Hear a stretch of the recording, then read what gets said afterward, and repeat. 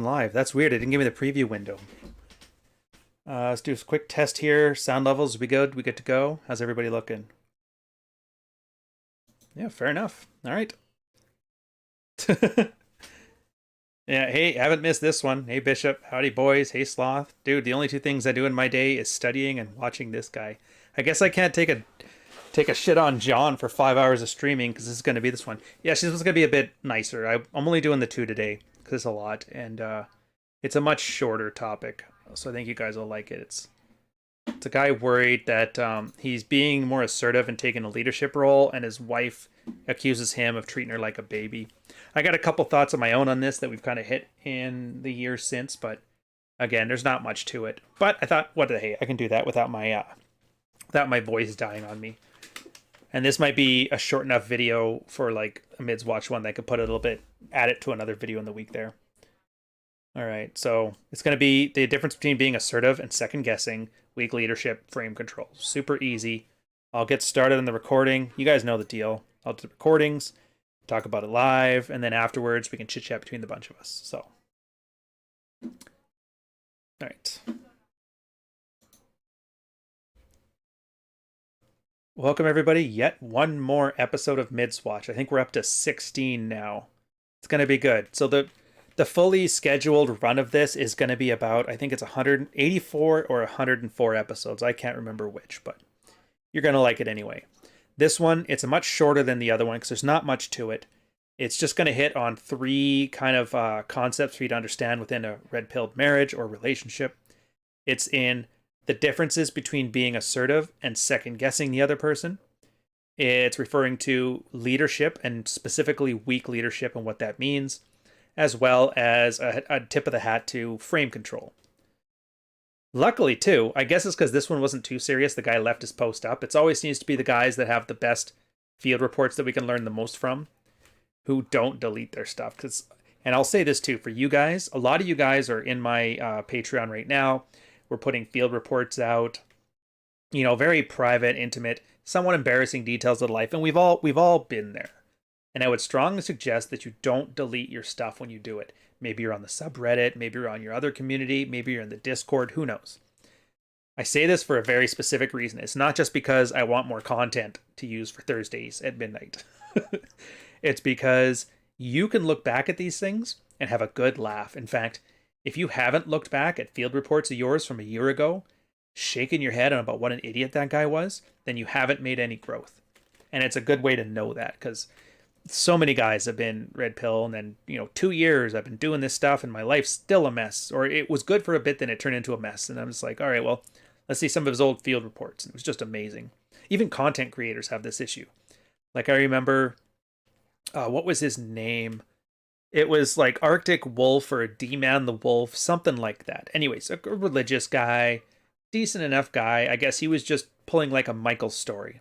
That's the red-pilled story of a good conservative Christian guy who got to college and all the girls were sleeping and having fun and he wasn't doing any of that. And they said, and he's like, you guys are never going to get a husband by 30 if you're acting like this. And they laughed at him because I will. Don't worry about it. And they did.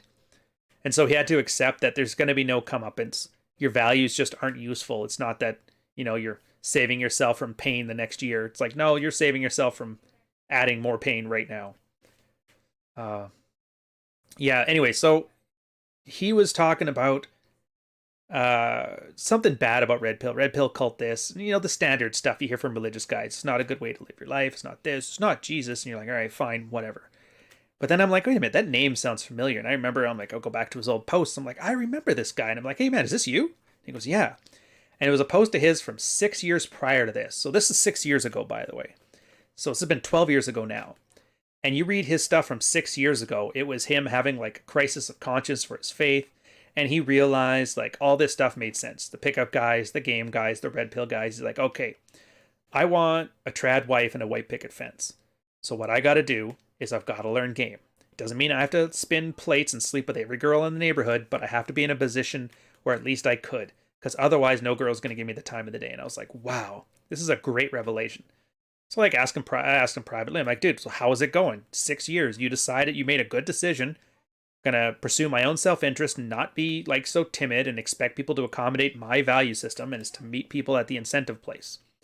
be a hot dude, girls will come after me, and then, you know, share my values. And he's like, yeah, I didn't really do much with it. It just kind of whatever.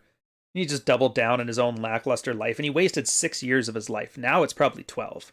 If I see him on there, it's something, a combination of the letter D and the word wolf. Northern Wolf. That's the one. Northern Wolf.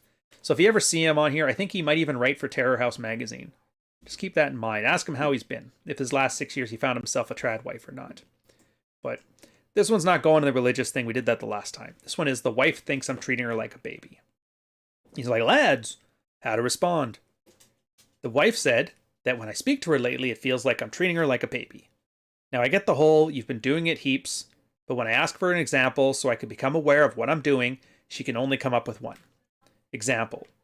We have dinner plans with another couple tonight, and this afternoon my wife says, do you mind watching our boy while I cook some food for the family barbecue tomorrow?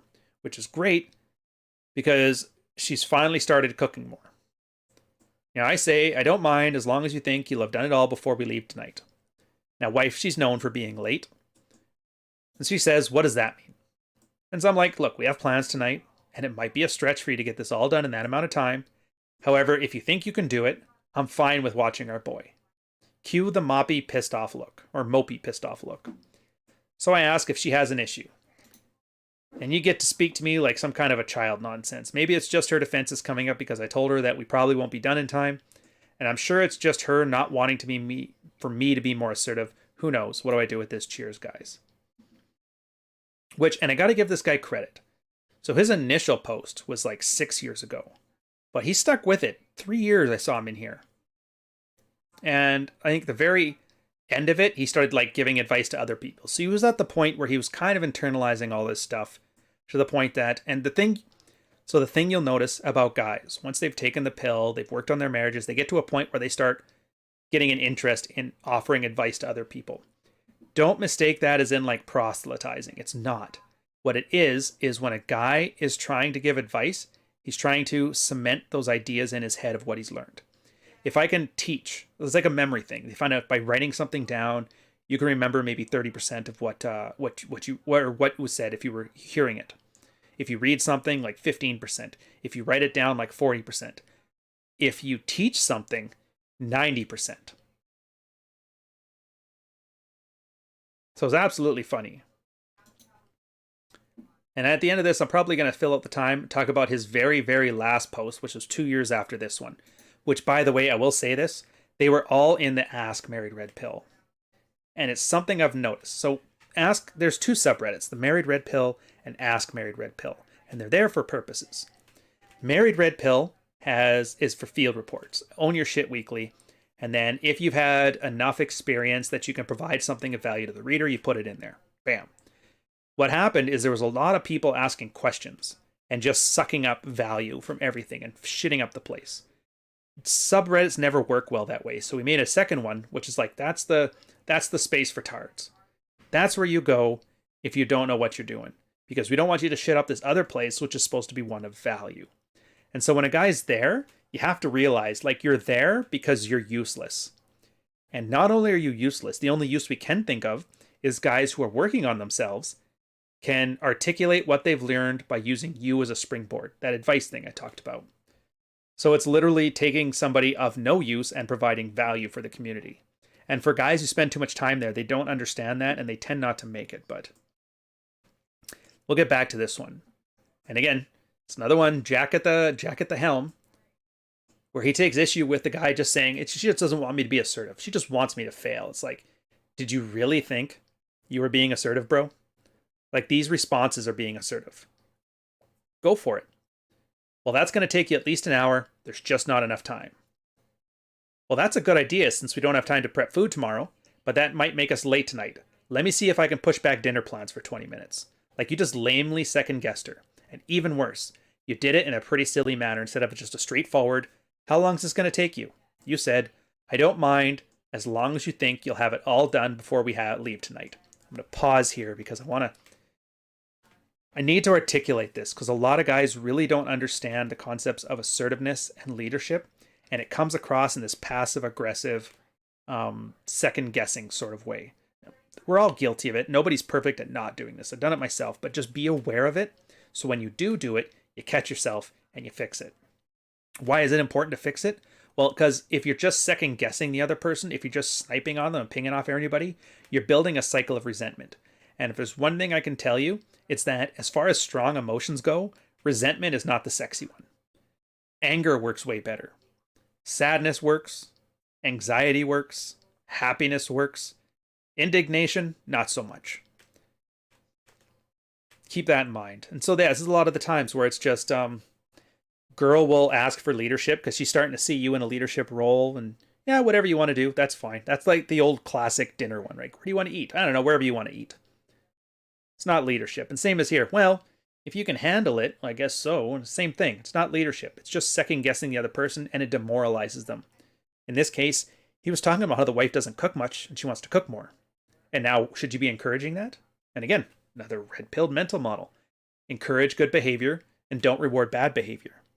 So in this case, wife's cooking more. He wanted her to cook more. So what does he do to reward it?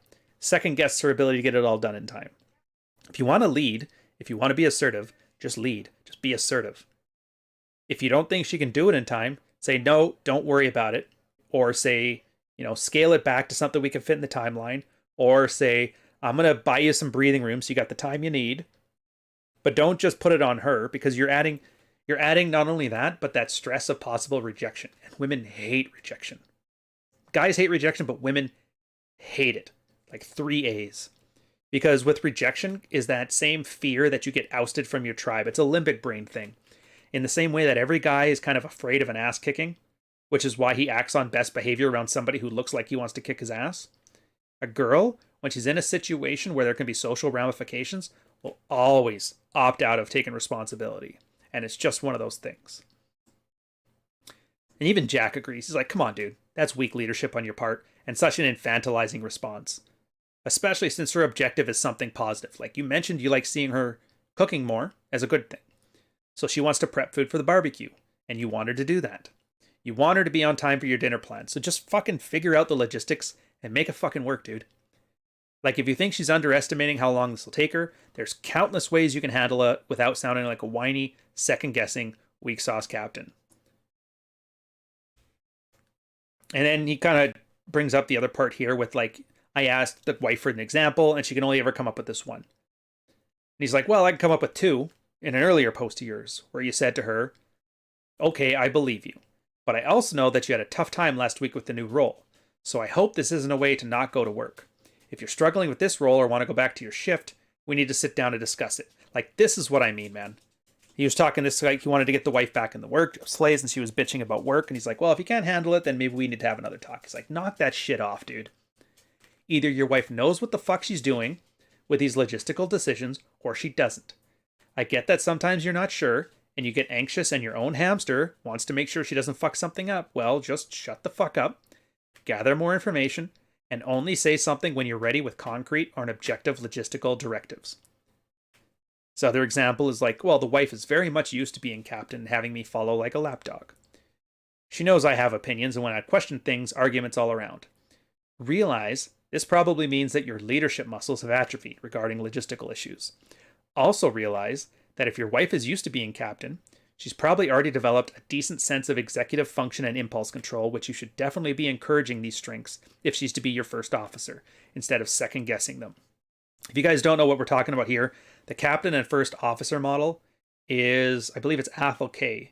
talked about it from Married Man 6 Life Primer. It's a way to conceptualize your relationship where you are the captain of your relationship, and everything that happens within it is your responsibility, but it's not necessarily your job. The first officer is your trusted advisor. Again, trusted advisor. So she gets a say, but you ultimately make the decision. And it's a model that's worked very well. It's not the only model, but it's probably the most well-known and best working model out there, especially for guys who have issues with assertiveness. Anyways, he goes, this is why your wife keeps getting pissed off. You're trying to lead and just coming across as something between annoying second-guessing workplace boss and overly doting parent because her leadership always seemed like a marginalizing and emasculating power play to you. But if you start acting as captain and start marginalizing her, all you're doing is modeling your own shitty leadership methods after her. And that's just a zero-sum exchange where she'll probably be just as annoyed as you used to be. And that's why the optical dynamic here is where you're the captain, because you can utilize her as a first officer in a way she never could if she were captain. So what the hell am I talking about here? Again, it's a frame control thing. So there's going to be times where you don't know what to do. We're just going to go hog with this example here. Wife wants to cook for the barbecue. You don't know if she's going to have enough time to do it or she's going to be late. You've got two concerns. I want the wife to enjoy cooking for the family more. Good thing. I want the wife to be on time more. Good thing. How do you put those two together? Well, he has to know, will she be able to finish the stuff in the time she goes there? And he doesn't know. And to be fair, for a lot of these decisions, none of us are going to know. So what do? Well, sometimes you can just let things fail. Do the cook thing. Find out how long it takes. Maybe it makes you guys late for the barbecue. All right, well, now you know, right? You tested it, and now you know when she wants to prep stuff, she's going to need X amount of time, and it's not going to work. You sacrificed an on time for the barbecue for that. That's leadership. It happens. If she gets mad at nobody's going to like us because we're late to the thing, you're like, I got it. And that's your leadership part, is to own that. Hey, just so you know, Cindy, we're going to be late for the barbecue. I misjudged some timings things. All right, good enough. Which you did. You told your wife, go ahead, do your thing. So when she didn't do it on time, it's not her fault. It's your fault for giving her permission. Do you know what I mean? At the same time, it could be just like, I know it's not going to take time, or I don't want to take the chance that it would. To me, it's more important for us to be on time than to have this prep cooking out of the way. Your guys, no, sit down, relax, take your note. But, and this is the thing you have to avoid. If you've made the decision, right or wrong, yeah, babe, do it. Good example of this, we go hardware shopping. My girl loves to renovate things. And she'll say, what do you think I should do here? And I'll say, I don't know, whatever you want to do. Because like, I'm not the renovating guy. You're the pro at this. I trust your judgment. She comes home with something. What I used to do, blue pill wise, is then start second guessing. It's like, oh, why did you go with that? Why'd you go with this? And then that's not a leadership thing. Like from red pill perspective, it's like, no, you said, I trust your judgment. So now when she comes back, if it's not to your standard, well, you trusted her judgment. Consistency. You got to own that. And then think next time this comes up, have more direct input. But you can't have it both ways. You see what I mean? Now, it doesn't necessarily mean every choice you make is perfect, but every choice you make is yours. I was talking last episode about taking things and removing agency from you, and equal relationships kind of have an aspect of this where you remove agency from the man. Well, we're even. We do everything equally. She has just as much say as I do. And then when things go wrong, well, look what she did. Can you believe that? She wanted to prep cook. We got late. It's like, no, man, the relationship isn't equal. You're the captain. You're in charge. Why were you guys late for the dinner? Because I told her she could prep cook. I misjudged the time. She didn't get it done in time. None of this, well, do you think you can handle it? Just something simple. Do you have enough time? Yeah? All right, good. Do you trust her? Great, go for it, hun. Trust your decision. She has enough time you don't think she does? Is like, let's not take that chance. I tell you what, insert logistical solution here and we'll deal with it later. But that's the point. And this isn't alpha stuff either. This isn't a way to get a girl wet for you. This is strictly the logistics of running a relationship. And again, everybody talks about red pill is about being the alphast alpha that ever alphaed, but that's not the case. It's a case of how to run a successful relationship with happiness for everybody. Again, captain, you made a choice. This girl is to be in your life in a monogamous relationship. That's your choice. You fucking own it. And in this case, that involves being able to make these decisions and have things go. And I know it sounds stupid. It's a barbecue. Who cares, right? But here, if you can't handle it on these very small situations of prep cooking for a barbecue and going to a friend's house, then you're not going to be able to handle it on bigger conversations. Like, do we want to have a baby? Do we want to move to Seattle? Do we want to move closer to my parents? Like all these big decisions. Again, when you have the little situations on lock with a good process in place, the big situations tend to sort themselves out and they tend not to be big situations. And that's kind of where you want to go with this. But again, a lot of guys are like, I want the respect of my wife. It's like, well, just fucking earn it then, because little shit like this, the passive aggressive, the second guessing, the poor leadership, the weak frame control, all this stuff eventually builds up. And I don't care if you're the alpha as Chad that ever alphaed, 6'4", 6-pack abs, 6-figure salary. If you're just going to be the same millionaire entrepreneur that's sitting there with his wife taking half of his money, and every time he comes home, he's still a little goofy codependent schlub. It's like, dude, sometimes owning your shit involves more than just being Chad Thundercock. It involves being the captain of a fucking ship. And sometimes keeping the ship running is as simple as just making sure it's cleaned thoroughly and frequently and logistically has all the basics in place. You know? Anyways, thanks for sticking to this one. Oh, before we stop, though, actually, I'll get to the one thing. So this was him 2 years later. So I want you to get an idea of what a guy sounds like at the beginning of his map and closer to the 2-year mark. And he's talking about he has 13 years in one job, hated it very much, underachieving, 5 months into a new job, significant pay raise, long hours, city-based, lots of networking, and new people. And wife knows my boss is extremely attractive. I'm going to take a quick pause. Like, I love this. I have not seen anybody yet who came into the married red pill within a year wasn't earning more money. And it's one of those weird revelations that people hear, like, I'm here because sexually I'm dissatisfied. And then they take the pill, they do their stuff, they add more alpha, they add more beta, they get better logistics, and they're like, hey, I've been treated like shit at my job too. Everybody makes money, and not just like a 5% pay raise. Like, hey, I'm earning like 30% more than I was last year. I don't know, little stuff like that always makes me laugh. And he's here, like, blue pill years of making my wife happy, the last 3 days spent in our office for sites and conferences and stuff. He's getting messages from the wife, like, I'm happy for you in this new opportunity, but you should be thinking of me and the fact that I have to go to work all day, then come home and be a mom by myself while you're away. Leads in the morning before, wife's going to have brunch with a girlfriend, conversation about financial stuff, he wasn't listening enough. And he smiled at something and didn't respond. She starts getting ready, and then I need to talk, lots of tears. And what type of husband just smiles and doesn't respond to his wife? Basically, she's just feeling neglected, right? You know the ones. And so he knows this was a comfort test, but he didn't know how to react to it. He just gave her a hug, says, you're very important in me, and left it at that. Wife pushes him aside, continues to get ready to go out, and he doesn't know what she wants me to say. And that's kind of the end of it. Like, he just doesn't know how to deal with a simple comfort test, which is kind of funny because a lot of guys, again, there's always these small, simple things guys have trouble with. Like in this case, this one's another common one too. There's actually an example now where the guy had a great job, great wife. She was getting a little stressed out over the kids. So she's like, let's move to be closer to my parents so they can help me. And then I could be cooking more dinner for you and, sleeping with you better. It's basically a chore play thing, but they were suggesting the move. So the guy did it to make her happy. Had a 2.5-hour commute each way for his new job. And then 3 months in, it didn't pan out the way the wife wanted, and she blamed him for not being at home enough with him and the kids. So like all this is a declaration that she's not happy. And she's throwing shit against the wall to see what sticks. Now, the fact that she was doing it after brunch with her friends probably meant the same thing. But I find it funny. Like 2 years in, he's been dealing with the alpha side of things, didn't even think about the comfort side of things. And this is such a nothing story. Like, it's good and it's bad. It's a nothing story. In other words, nothing really happened. It's a simple comfort test. He didn't know what to do. All she wanted to do was feel appreciated. But he'd handled everything else. So just remember, when you're talking about this stuff, just be aware. This is, again, a 2-year gap that you never stop learning. You may be able to fix the most horrible situations in your life, but every now and then, it's nice to know how just to give a perfect comfort test and not care. Like, the fact that he cared enough about this to write a field report is probably the biggest problem. Yeah.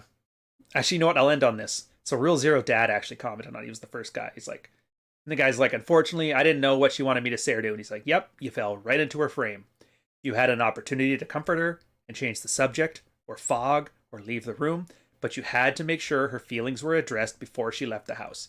Now she can leave secure in the knowledge that she has nothing to fear or desire at home. She's the prize again. And I was like, that's absolutely wonderful. Rule Zero Dad is the greatest. He puts this stuff, follow him on Twitter if you haven't, by the way. He puts this stuff so succinctly. And the guy's like, well, what should I have done then? He goes, go about your life. Dwelling on failure only breeds anxiety. You seem to have learned from it. Now read up on how to deal with comfort tests because the new job has created some opportunities for dread and challenges that neither of you are familiar with. Yeah, he's got a hot boss. He's away from the house. The girl's feeling dread. The guy's got his shit together. And she loves to complain. That's her frame. His frame, I'm top tier. Don't worry about it. We got this. And that's all it has to be. So enjoy this one. It's a nice little crystal ball. You can see what kind of stuff's in your future and how the problems never fully go away, but they do get much funnier to deal with. But I will catch you guys on the next episode. Cheers. All right. Dude, Johnny in chat. Yeah, same thing. Funny. Bettering yourself makes you better in all areas. All right, so like I said, that one will probably be in a couple weeks. I kind of like recording these things live because I like seeing your guys' stuff on the end there. Leave them up for a little bit. Plus, it's a little something extra. I always love giving Patreon their own little things, you know? Makes me feel warm and fuzzy.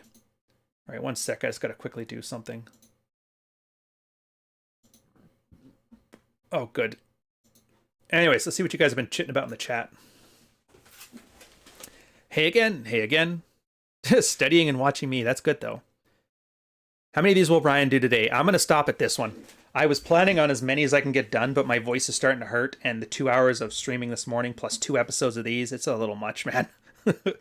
Johnny, you did, what, 5 hours today or something stupid? I don't know how the fuck you do it. Yeah, it's... The voice always fails a little bit, and I'm doing the breathing stuff. We're supposed to breathe more through the diaphragm, but it's just the larynx. I'll strengthen up after doing this for probably like another year. I'll probably be good at doing like 5-6 hours at a time.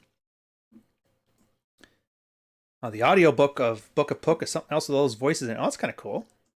Just need to get the whole sidebar library. Oh, that's nice. You guys are having your own little conversation here. Red light, red pill Ryan. Yeah, I went with it. I'm trying to get like a nighttime radio station vibe to it. I should probably turn these down a bunch too. I wanted to go this dark, but it was a little too dark. Had like MGTOW black pill channel vibes to it, you know? Yeah, funny how bettering yourself makes you better off in all areas. Yeah. Fuck, can you believe it? It's funny how that works. Red pill, me asked for a promotion. Blue pill, me would have just hoped for it. Yeah. Ryan, you should really do a video or two on retroactive jealousy and why sexual past isn't the monster dudes in the spice say. All right, Hector or Helter? Hitor. Here's the thing with the videos. If I made a video just to debunk every dumb piece of shit thing that, you know, red pill fucking YouTube and content creators from the sphere did, I'd never get anything done.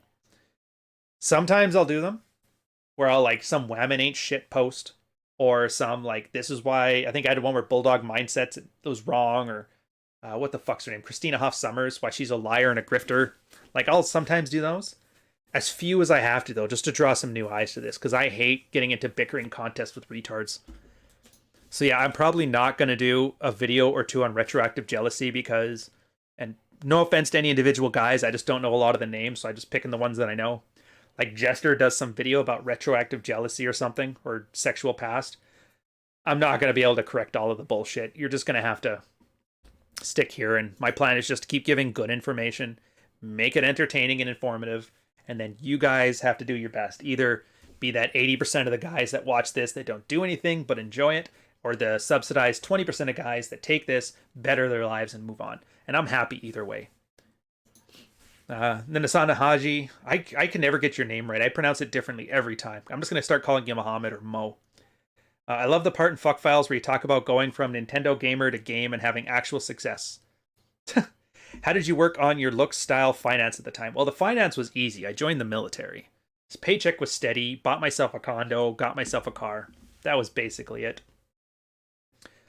Yeah, from like Nintendo to actually success with women, it was just same as anything. Like my first time I started working out at like 16, 17. I remember I was just going to take a shower and I looked in the mirror and I didn't like my appearance. And I was like, fuck it. I went to the gym the next day. Same thing with the military. I joined the military. I was kind of like not the most sexually successful guy. I think I had like a notch count of like 2 by 23. Not very much at all. One girlfriend, and it was like, it's kind of boring. And then I got to the military and I just realized like I can't talk to any girl because I'm gone half the year. And so I literally just stared there and I'm like, well, I got 2 choices. I can jerk off in my living room or I can sort out the problem. And then I somehow managed upon like an old Mystery and Neil Strauss DVD about Mystery Method. And I was like, fuck it, good enough. Might as well have some fun with it, right? Geronimo, do you want to have kids? What, are you trying to give me a Chris Chan question? Yeah, nice try. No, I do not. I do not want to have any underage people in any way, shape, or form. Thank you very much. Oh, being jealous of men in your girlfriend's past. Oh, dude. Again, that's a scarcity thing. And here, the best way to understand it, if you have any concern whatsoever about the guys in your girl's past, I'll ask you this. Why the fuck did you wife her up? Why did you become her boyfriend? Or why did you settle down with her if you had these concerns? If you can say it because you didn't know, well, that's fine. Well, then dump her if that's a bothersome thing. Well, you don't want to dump her. Well, then what the fuck do you want? Do you care or do you not care? If you don't care enough to ditch her, then you don't care. And I'm not here to say whether the notch count matters or whether it's indicative of things. It's like, it's a subjective thing, right? Like if you care, you care. And it's in the Assertive Bill of Rights. If you guys have read Manuel Smith's work, is that when you have a boundary, it doesn't have to make sense. It could be completely irrational as long as it's yours. Just accept the fact that if you make that your boundary, like I can't have any insecurity about an ex of yours. And then you own that. And you don't date any girls who has that quality to you. And if you find out now I'm not dating anybody, well, either your value's not high enough, in which case hit the gym, be more charming, meet more people, or your boundary is shit and you've alienated everybody you'd otherwise enjoy being with, and then you got some inner shit to work on. Either way. But it's again, it's a choice about you all at the end. And my, pithy answer about it is fuck enough to the point where you have enough chicks under your belt where it doesn't even concern you. Like I said, for me, it actually came early in me because I remember I used to keep track. I used to count. What's my notch count? It's like, 23, 24, 25.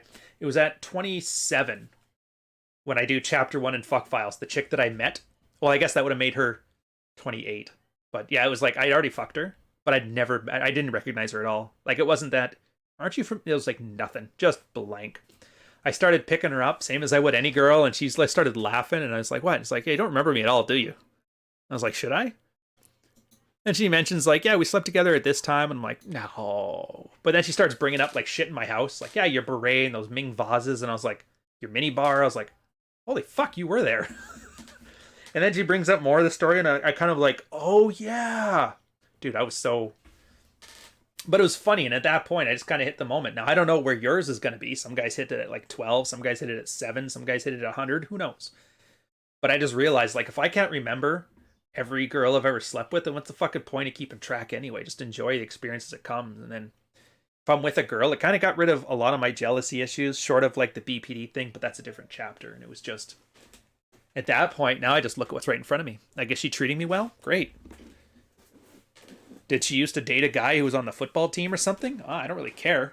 Are you fucking him now? No? All right, good enough then. Yeah, are you treating me to my expectations of what good behavior means? That's the only concern I have right now. And my girl's great for that. Like I said, at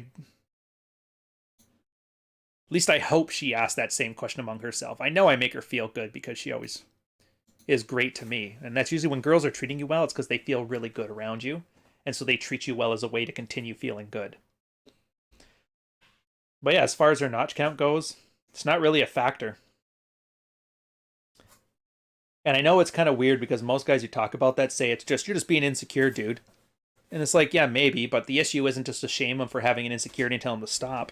There's a reason that insecurity is there. How about address it? Go fuck until you don't worry about it anymore. Go find out what the core issue is. Are you insecure about it because she keeps talking with her ex-boyfriend? Yeah, I probably have an issue in that too. If my girl had brunch every Tuesday with an ex-boyfriend, I'd probably be like, yeah, probably not a fan of that. But I definitely wouldn't have wifed her up first and then told her to get rid of it, you know? So there's the video you wanted on retroactive jealousy. Anyways, we're gonna end this one here, I think in the next couple minutes. Yeah, I think we've been going on long enough. What's the time on this?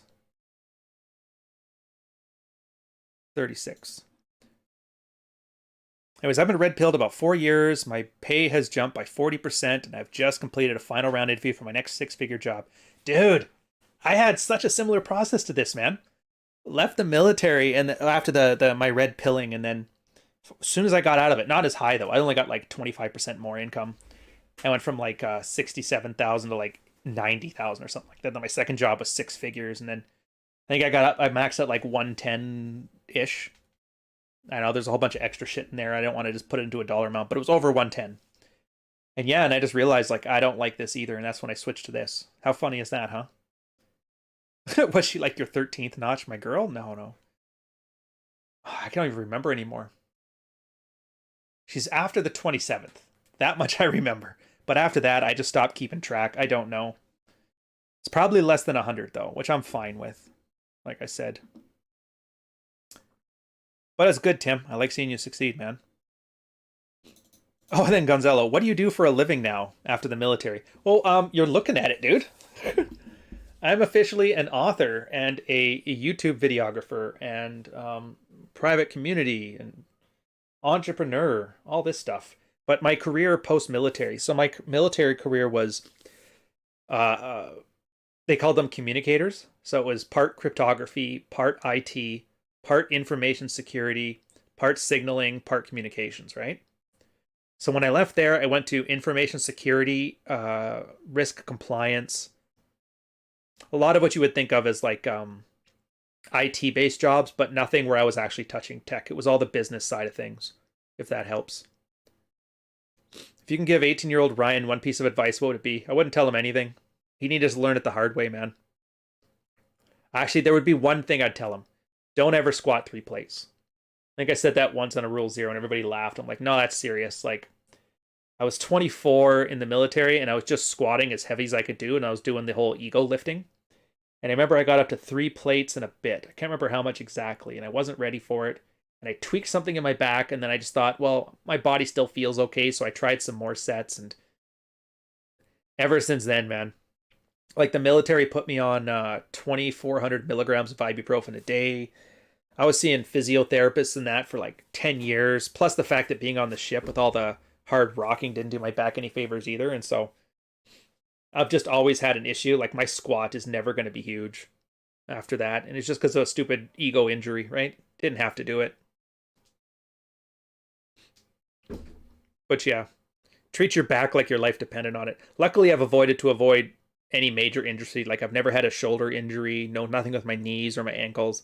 It's just that one lower back one. And after about a decade, it's worked out all right. Okay, good advice. I stopped doing heavy squats too. And no, I'm not saying don't do them, but definitely get a proper program in place, get a proper coach, like a strength coach, if you want to go that route. But I would find it far more effective just to switch the type I was doing, like switching to one-legged squats or piston squats or front squats. You could use a lot less weight and still achieve the same muscle tension. And then there was much less chance of injury. So that's it. How old am I? I'm old enough. Now I don't want to get too personal with the things there. I'm old enough. I don't want to spoil it because everybody will be like, "Oh, he's pretty good for 30 or pretty good for 50 or pretty good for 40 or pretty good for 35 or whatever age you think I am." I don't want to spoil the magic for you. The one thing I do tell people is I'm like first generation millennial. So like if I was any older, I'd be Gen X. Yeah, so I think that's it. Anyways, guys, yeah, feel free, enjoy this stuff. Like I said, I made the decision to start recording these things live now. I'm 90. I wanted to start recording these things live because it was a little more interaction, because I do them as a scripted video. You'll see them on the channel, MIDS watches, every Thursday around midnight. But it was just nice to, like, because I'm like, oh, there's always a lot of questions in there. Why don't we just do the recordings of them live? And then there's like a second video that you guys can watch and have some questions there. What's your mother's maiden name? Don't worry why I'm asking. All right, so if you're so open and honest, what's your social security number and mother's maiden name? Nice. Anyways, I'm going to do some editing on this stuff. I got to put this stuff away. I'm going to catch you guys later, though, okay? Enjoy yourselves. Oh, and I keep forgetting to mention this one. So, Digital Ryan. Come on in, check out the channel. Come subscribe. It's a second channel. I'll put the link in here for you guys. Yeah, I like you and your content, but it's still the hardest to understand. Well, that's why I've got like 104 episodes of these fucking things. But Martin, everybody does it. Here's the thing. It's because I don't market well. Like if I was marketing well, this would be 3 ways to achieve this simple goal. Number 2 will surprise you. How not to be a bitch in this, how not to be a bitch in that. And it's like, it would sell great and it would do a lot of promotion and that's part's great, but that's not what I'm trying to do. I'm actually trying to articulate stuff. I'll tell you what the channel's for here in a minute, but that's the link to it. Come subscribe to it, by the way. Sidebar series. If you're new to the channel, or if you're having a hard time understand it, the sidebar series is the way to get you up to speed from a red pill knowledge standpoint. It's got Rational Male. It's got Manuel Smith, Robert Glover. It's got some of the key red pill concept to understand, and it's still growing. Like I'm gonna add some more stuff to it here pretty soon. I just take a break because it's fucking draining, right? But yeah, and that'll kind of get you up to speed, so all this stuff makes more sense when I use like a shorthand term like Captain First Officer. You know what the fuck I'm talking about. But yeah, it's I never underestimate you guys as an audience, which might make some stuff for some people a little hard to get the first time. Some people have said they had to watch my stuff like 2-3 times until they understand it, which I'm not complaining. But like I said, I would much rather give you information above what you think you can handle, and then you kind of like step up to meet the challenge, as opposed to like treating you like a lowest common denominator thing. I just hate when people treat their audience as stupid like that. Yeah, I try not to never waste your time. I mean, except for like right now. But anyways, the second channel, it's kind of like a casual thing. I remember it's just like Minecraft and Tekken, and it's just fucking around. But like the chats we have inside are stuff more like this. So I think people will enjoy those a lot more. Plus the fact if I ever gets to fan Molyneux and they decide to like boot Red Pill off the internet, then I'll always have that as like a secondary thing for the job. So no, thanks, man. What's Chin Up saying? I appreciate your content because you're not trying to impress anyone. You're just doing what suits your temperament. Yeah. And you know what's funny too on that? I was thinking, like, you know how there's like every time a new Star Wars movie comes out, there's 500 angry nerds to bitch about it on YouTube. And I was like, every time they say that, it's because they're trying because they want content that suits them. But then they just keep trying to impress everybody by talking about it. It's like, whatever. It always just kind of bugged me. Is there ever confusion setting sexual boundaries in a way that's slut shames your girl and makes her clam up? No, there's never confusion. That's the beauty of it. If you say some dumb shit and she doesn't fuck you because of it, like, you know right away. There's a wonderful feedback mechanism. But Zenith, what you're referring to is actually called the Madonna and Whore Complex. Talk about it a bunch in Practical Female Psychology. It's one of the sidebar ones, where guys will either look at their wife or any girl as like the virginal Madonna or the whore of Babylon. And it sucks because then they think there's two types of women, damaged ones and good ones. And the good ones aren't very sexual. And the good ones, it's like alpha fucks and beta bucks. You know how Rollo talks about that? There's the guys you fuck, and then there's the guys you marry and settle down with. But guys are so ass deep in the feminine imperative, they actually adopt that on their own. And that's Madonna and whore. And that's the problem, because like you read, what was Rollo's article, Saving the Best, where it talks about a guy who was married to a girl and she doesn't do blowjobs, she doesn't do anal, nothing fun, just missionary once a month. And he's very dissatisfied. He's like, well, that's whatever. And then he finds some old videotapes of her having gangbangs in college. Fucking called her out on it, slut shamed the shit out of her. She's like, I don't like that stuff anymore. He's like, well, that's great. So I basically married a whore who fucks like a prude. And he was pissed. And I'm like, yeah, that's what Madonna whore gets you, man. Like, you realize that girl he was with would totally have been down for like getting fucking anything done to her. But because you act as if she's the virginal Madonna, the mother of my children, you treat her like she's above all that dirty sex stuff, she fills that role. Because girls have a reactive towards sexuality. And you don't want to treat her like a whore, but that's the problem. Once you realize they're the same girl. That same girl at the orgy there is the same girl that doesn't do oral with you. And once you realize that, then you stop doing the slut shaming thing. You actually want her to be a whore. You just want her to be loyal, you know? And then once gets guys that kind of illumination where they realize, I don't need to think about this like a chick does with the slut shaming. And then they end up with wives that are whorish, but, you know, loyal and whorish. How could you not like that? Yeah, like don't flash strangers. Yeah, exactly. So Gert Van Dyke, you know, Rollo Rich literally saved my life post-divorce after a 17-year marriage. Keep doing the work, man. Hey, dude, glad you came out of it. Like I said, it's everybody loves that Saving the Best article from Rollo, but my favorite one is the safety net. Because the guy realized, like, your goal is not to save my marriage. Your goal is not to make me alpha. It's that when bad shit happens, I know why it happens. I know how to prevent it from happening in the future. And I know how to bounce back without fucking suck-sounding a shotgun. Kit and Cloud X, thank you. $5 super chat. Awesome. I've been seeing you a bunch in here. I don't know what the Kitten Cloud X means. Is there like a meaning behind that word, or was that just like 3 random words you put in for like anonymity? If so, pretty damn good. Understanding that they're all hoes has brought peace to me. No duality in trying to make any one chick more than they are. Absolutely. And this is where like guys like Blue Diesel here just said that. He's gonna find that revelation where it's all girls are hoes, right? But if a girl really is into you and she likes you and she wants to be in your life, they start doing things like non-sexual things. They'll clean your house for you when you're gone. They'll make you food. They'll call you at all times of the day to see how you're doing. They'll like latch onto your arm like a fucking spider monkey. And that's when you start to realize like all these little beta behaviors that guys love, girls do that for like Chad. They don't do it for you. There's actually a great, I might add it. It's not a sidebar thing, but I might add it. It's an Archwinger post about how Chad doesn't just get a girl's sexual best. He gets her emotional best too. And I think it's a great, and it kind of articulates that, but oh yeah, the tiger analogy. Yeah, I remember that one. Girl wants a tiger, but she doesn't want a tiger repping up her house. Yeah, all love to you and your efforts. Sometimes you confuse me, like don't listen or do something you advise us in the next video. So what, dude? If it's okay if you do that, something like that confusing. Well, it's again, it's I've put this too. You're gonna get all kinds of advice in this space, not just from me, but from everybody. Some things are going to say one way, some things are going to say other ways, some things are going to be downright contradictory. And that's when you have to understand that this is all situational. Like none of this is meant as like a 15 rules from life. It's always like a hypothetical, right?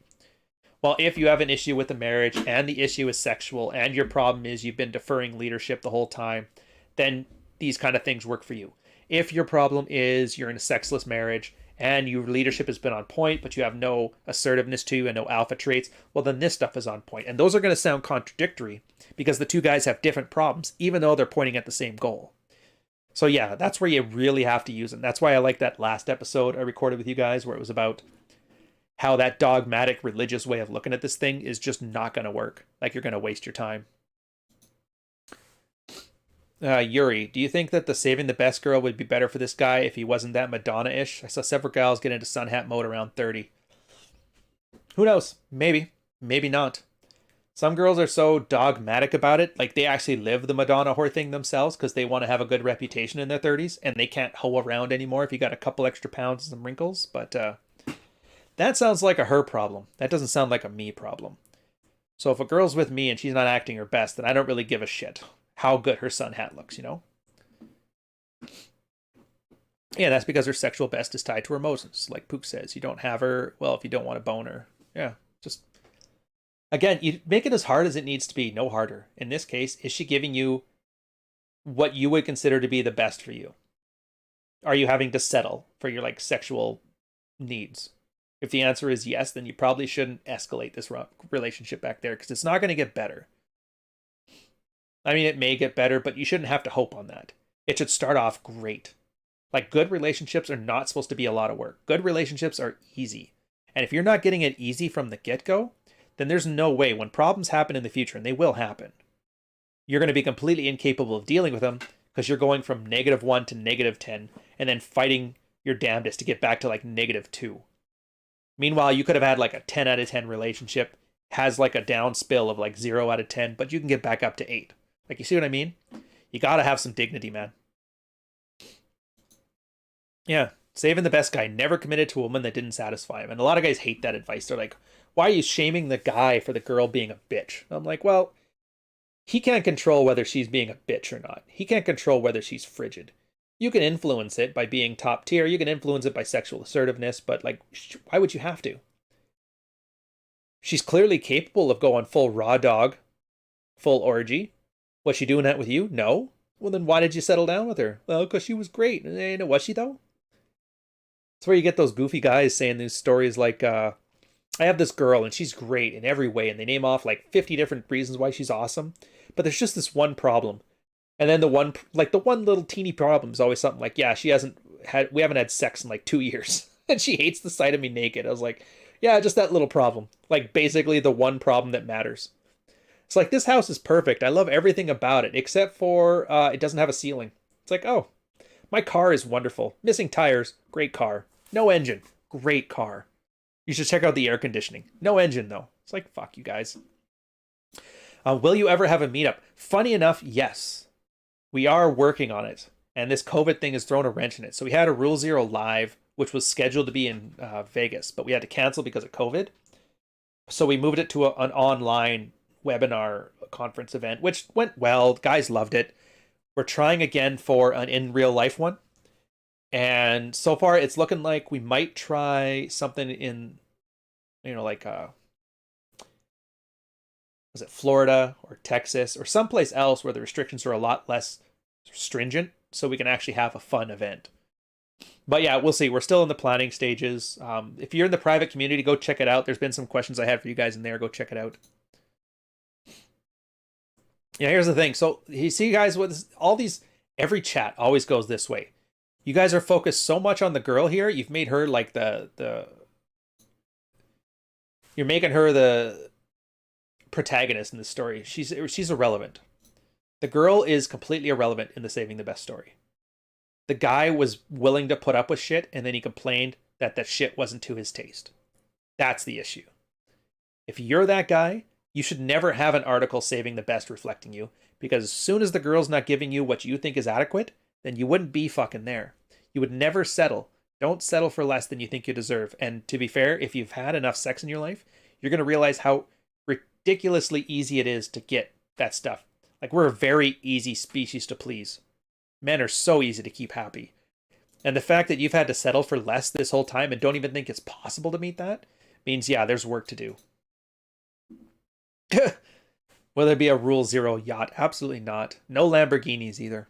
Anyways, this has been on long enough. I'm going to pause. My throat's killing me here, guys. I'll catch you guys later. Again, Thursday. The Digital Ryan channel. We're going for the first 1,000 subscribers. So if you haven't, come in, give it a subscription. You can always unsubscribe later if you don't like. We're pushing hard for that 1,000 subs, and it's going to be awesome. So I'll catch you guys later, though. Check that one out. Monday, Wednesday, Friday, 10 to 12. Usually Minecraft, sometimes Tekken, occasionally Factorio, Project Zomboid, RimWorld. So, and again, all these conversations we're having here, you'll probably have them over there. And not only will it be me, there's going to be a bunch of switched on guys from the private community you're also going to talk to the point where by the time I even see it, you've already gotten like the answer you've been looking for. Indigenous later. Somebody already asked that last, and I said no.